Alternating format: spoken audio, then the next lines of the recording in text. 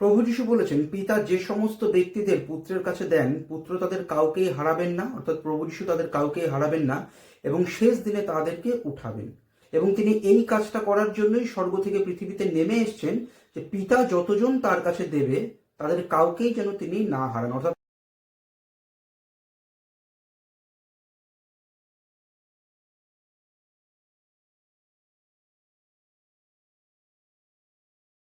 তার স্বর্গ থেকে পৃথিবীতে নেমে আসার কারণ হচ্ছে যে পিতা যতজন তাকে দেবেন তিনি যেন তাদের একজনকেও না হারান। অর্থাৎ পিতা যতজন প্রভু যিশুকে দেবেন তারা প্রত্যেকেই পরিত্রাণ পাওয়া ব্যক্তি।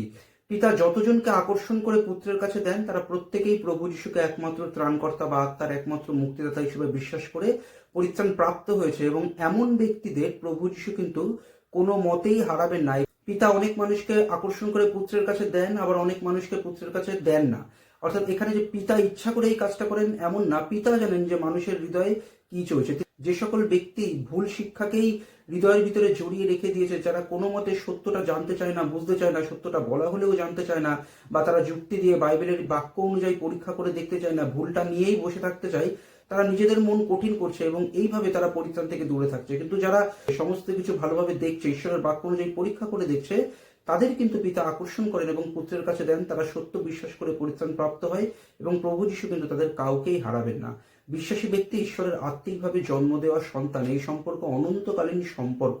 যে একবার সত্য হৃদয়ে যীশু খ্রিস্টকে একমাত্র ত্রাণকর্তা হিসেবে বিশ্বাস করে, যে বিশ্বাস করে যে যীশু খ্রিস্টের অনুগ্রহে আমি পরিত্রাণ পাই, পরিত্রাণ আমার মধ্যে অনন্তকাল থেকে যাবে এবং আমি ঈশ্বরের কাছে উপস্থিত হব, এখানে পুরো কৃতিত্বটাই প্রভু যীশু।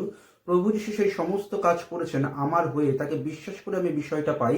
এইভাবে যারা বিশ্বাস করে তারা পরিত্রাণ প্রাপ্ত হয়েছে এবং তাদের কাউকেই কিন্তু প্রভু যীশু হারাবেন না। সেটা প্রভু যীশু যখন 6:37 বলেছেন যে যে তার কাছে আসে, অর্থাৎ সত্যরূপে বিশ্বাস করে, যেভাবে বললাম সেইভাবে বিশ্বাস করে, প্রভু যীশু বলেছেন যে তিনি তাদেরকে কোনো মতে বাইরে ফেলে দেবেন না। এবং তিনি এই কাজটা করার জন্যই স্বর্গ থেকে পৃথিবীতে নেমে এসছেন, যে পিতা যতজন তার কাছে দেবে তাদের কাউকেই যেন তিনি না হারান। পিতা প্রভু যিশুকে দিচ্ছেন তবুও কেউ পরিত্রাণ প্রাপ্ত হচ্ছে না, এমন হতে পারে না। প্রভু যিশু যখন 5:24 বলেছেন যে যে বিশ্বাস করে সে অনন্ত জীবন পেয়েছে, তাকে বিচারে আনিতে হয় না, অর্থাৎ নরকের বিচারে আনিতে হয় না, সে মৃত্যু পার করে জীবনে প্রবেশ করে গেছে। অর্থাৎ যে সঠিকভাবে বিশ্বাস করেছে সে স্বর্গরাজ্যে উপস্থিত হবে, যীশু খ্রিস্টের অনুগ্রহেই হবে। সেই ব্যক্তি নিজের ক্ষমতায় পরিত্রাণ পায় না, নিজের ক্ষমতায় পরিত্রাণ ধরেও রাখে না, এটা বিশ্বাসে সেই ব্যক্তি পরিত্রাণ পায় বিনামূল্যে। যেহেতু সে বিশ্বাসে পরিত্রাণ পেয়ে গেছে, সেই পরিত্রাণটা তার মধ্যে চিরকাল থাকবে, ঈশ্বর তার মধ্যে সেই পরিত্রাণ ধরে রাখবেন অনন্তকাল। তো প্রভু যীশু বলছেন যে তিনি পরিত্রাণ পাওয়া কোনো ব্যক্তিকেই হারাবেন না। অর্থাৎ পরিত্রাণ পাওয়া ব্যক্তি পরিত্রাণ কখনো হারাতে পারে না। আমাদের শুধু দেখতে হবে যে আমরা সঠিক বিশ্বাসে আছে কিনা। পিতা পুত্র পবিত্র আত্মায় এক ঈশ্বর, যীশু খ্রিস্ট একমাত্র মুক্তিদাতা। এই যীশু নামের সাথে আমরা অন্য কোনো নামকে কি সমান করছি? ঈশ্বরের সৃষ্টি করা কোনো মানুষ বা স্বর্গদূত বা অন্য কোনো বিষয়বস্তুকে, যারা ঈশ্বর না, এমন কোনো ব্যক্তি বা বস্তুকে যদি আমরা ঈশ্বরের সমান করি, তাহলে আমরা যীশু খ্রিস্টকে একমাত্র মুক্তিদাতা হিসেবে মানছি না। আমরা যদি এটা মনে করি যে যীশু খ্রিস্ট আমাকে যা অনুগ্রহ দিয়েছেন তা আমার স্বর্গে উপস্থিত হওয়ার জন্য যথেষ্ট না, অর্থাৎ আমি নিজের ক্ষমতায় পরিত্রাণ ধরে রাখবো, এমন বিশ্বাস ভুল। ঈশ্বর দিয়েছেন, ঈশ্বর ধরে রাখেন, যা প্রভু যীশু নিজেও বলেছেন।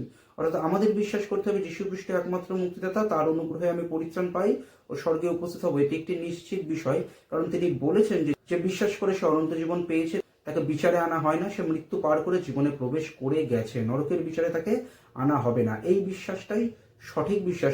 যারা এইভাবে বিশ্বাস করে পরিত্রাণ প্রাপ্ত হয়েছে তাদেরকে প্রভু যীশু হারাবেন না। বিশ্বাসী ব্যক্তি যদি বিশ্বাসী হওয়ার পর বিভিন্নভাবে ভুল পাপ করে ফেলে, যেটা প্রত্যেকেই কোনো না কোনোভাবে করে ফেলে, তো সেই ক্ষেত্রে ঈশ্বর তাকে চেতনা দেন, সেই ব্যক্তি ক্ষমা চায়। আবার অনেক ক্ষেত্রে ঈশ্বর শাসন করেন, প্রহার করেন, কিন্তু সেই ব্যক্তি যে ঈশ্বরের সন্তান, সেই ব্যক্তি যে পরিত্রাণ প্রাপ্ত হয়েছে, ঈশ্বর যে সেই ব্যক্তির পরিত্রাণ ধরে রাখেন, এই বিষয়টা কিন্তু চিরকালই সত্য থাকে। ঈশ্বর শাসন করতে পারেন, প্রহার করতে পারেন। বিশ্বাসী ব্যক্তি পার্থিব জীবনের ভুলের কারণে স্বর্গীয় স্থানে পুরস্কার পাওয়ার বিষয়ে পুরস্কার কম পেতে পারে, কিন্তু যে সত্যরূপে বিশ্বাস করেছে, যিশুকেই একমাত্র ত্রাণকর্তা হিসেবে বিশ্বাস করেছে, তার অনুগ্রহকেই যথেষ্ট বলে মনে করেছে স্বর্গে উপস্থিত হওয়ার জন্য, সেই ব্যক্তিরা তাদের বিশ্বাসের কারণে বিনামূল্যে অনুগ্রহে ঈশ্বরের কাছে উপস্থিত হবে। এবং প্রভু যীশু বলেছেন, পিতা যতজন ব্যক্তিকে পুত্রের কাছে দেন তিনি তাদের কাউকে হারাবেন না, তিনি শেষ দিনে তাদেরকে তুলবেন। অর্থাৎ যারা সত্যরূপে পরিত্রাণ প্রাপ্ত হয়েছে তারা পরিত্রাণ হারিয়ে ফেলে না, কারণ প্রভু যীশু কাউকে হারিয়ে ফেলেন না। তিনি নিজেই বলেছেন, প্রভু যীশু এই কারণেই স্বর্গ থেকে পৃথিবীতে নেমে এসেছেন যে পিতা যতজন পুত্রকে দেন তিনি যেন তাদের কাউকে না হারান, অর্থাৎ তিনি কাউকেই হারাবেন না। এই কারণেই তিনি স্বর্গ থেকে পৃথিবীতে নেমে এসেছেন। যদি আমি বলি যে পরিত্রাণ পাওয়া ব্যক্তি পরিত্রাণ হারিয়ে ফেলতে পারে, তাহলে এটাই প্রমাণ হবে যে পিতা এক ব্যক্তিকে পুত্রের কাছে এনে দিয়েছিল, সে সত্য বিশ্বাস করে পরিত্রাণ পেয়েও ছিল, কিন্তু সে কোনো মতে হারিয়ে গেল। অর্থাৎ প্রভু যিশু তাকে হারিয়ে ফেললেন, কারণ প্রভু যিশু বলেছেন যে তিনি কাউকে হারাবেন না। এই কাজটা করার জন্য তিনি স্বর্গ থেকে নেমে এসেছেন, অর্থাৎ তিনি কাউকে হারাবেন না। প্রভু যিশুর কথাই যেন আমরা বিশ্বাস করি। এইটা হচ্ছে সুসমাচার, আমরা যেন ভুল সুসমাচারে বিশ্বাস না করি।